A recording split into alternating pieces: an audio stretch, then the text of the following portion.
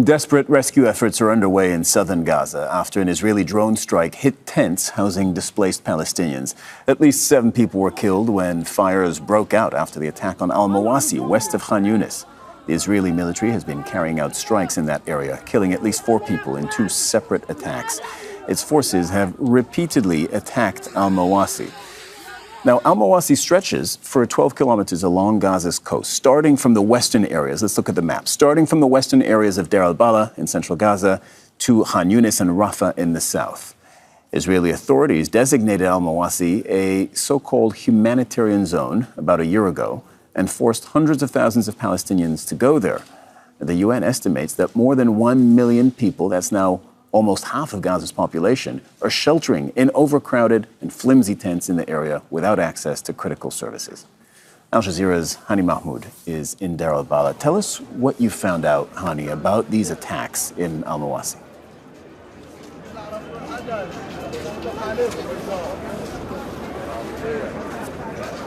Well, Seller, the one fact that we are certain of right now is Gaza has evolve into more of a killing box right now, particularly when we talk about evacuation zones. These evacuation zones are becoming more of a death trap for the displaced and traumatized population. From the initial weeks of this war, these areas have turned into literally a death trap and a more of a concentration camp for the displaced population. They are in these areas without any proper access to any of the basic supplies, yet they are dying at a record number inside these areas. These are supposed to be safe. They are marked areas, marked zones, protected by the humanitarian international law. But here, it just on the ground, everything is the opposite of what we're reading. Theoretically, these are supposed to be protected, but not anymore. The fact that we're seeing 7 people, and this could be one of many of the attacks in the past that have killed as many as 80 people. Some of the attacks killed as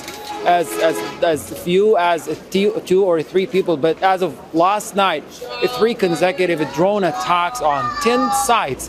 One family inside one of the tents was killed. That's a family, a whole family of men, women, and children, as well as the nearby tents where fire spread and damaged more than a dozen of the tents in the vicinity of the particular bombed tent in the al-Mawasi evacuation zone. And the aftermath of this is, of course, pushing people into further internal displacement. As just within a span of only a couple hours, another attack on a vehicle inside al-Mawasi evacuation zone. It was also carrying displaced individuals from one area to another. A third attack took place on another vehicle, and it was carrying security personnel, law enforcement. These are from the local communities volunteering to secure the delivery of humanitarian trucks to designated points. They were also struck by drone attacks. These repeated attacks not only they shatter any remaining sense of safety, if there is any left of that,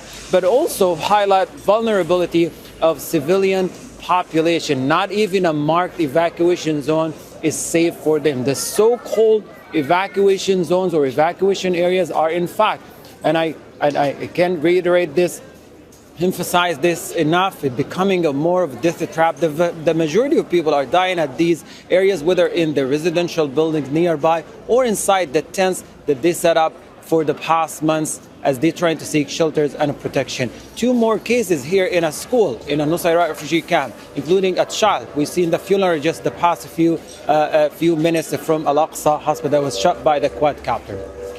Al Jazeera's Hani Mahmoud reporting from Deir el-Balah. Thank you very much, Hani.